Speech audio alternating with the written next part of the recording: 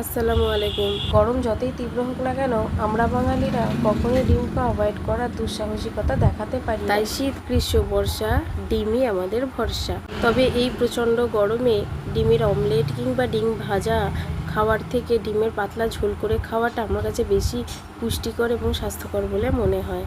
তাই বাড়িতে থাকা বেগুন আর ক্যাপসিকাম দিয়ে বানিয়ে নিয়েছিলাম ডিমের পাতলা ঝোল। রান্নাটা আমি কিন্তু খুব সিম্পলভাবেই করেছিলাম। আমি যেভাবে রান্না করছি ঠিক সেইভাবে প্রসেসিংটা না করে আপনারা যদি আপনাদের রান্নাগুলোকেই একটু অন্যভাবে রান্না করার চেষ্টা করেন, তাহলেই সেই তরকারির স্বাদ অনেকটাই বেড়ে যায়। ধরুন কখনো পেঁয়াজটা তেলের মধ্যে ভেজে নিয়ে তারপরে মশলা কষিয়ে তরকারি বানান, আবার সেই পেঁয়াজটাকেই যদি কখনো আবার একটু ভেজে নিয়ে সেটাকে পেস্ট করে নিয়ে তরকারি বানান, তার স্বাদ আবার অন্যরকম হয়ে যাবে।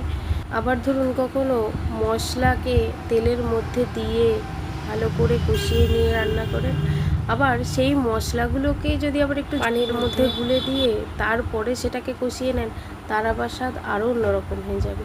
এভাবেই একটা রান্নাকে আপনারা 2-3 রকম প্রসেসিংয়ে বিভিন্ন সময় করে দেখতে পারেন। রান্নার কন্টেন্ট বানাই বলে আমি এটা কখনো ভাবি না যে আজকে রান্না করব কালকে রান্না করব। আমার বাড়িতে যা থাকে আমি সেইগুলোকেই চেষ্টা করি একটু অন্যরকমভাবে করার, আর তাতেই স্বাদটা অনেকটা বদলে যায়। আমার কথা বিশ্বাস না হলে আপনারা আপনাদের নিজেদের রান্নার মধ্যে দিয়ে এইগুলো একবার ট্রাই করে দেখতে পারেন। বিভিন্ন দিন তরকারির বিভিন্ন রকম স্বাদ পাবেন। আমি এই যে ডিমের পাতলা ঝোলটা বানিয়েছিলাম, দেখতে হয়তো খুব একটা খাসা হয়নি, তবে খেতে খুব ভালো হয়েছিল।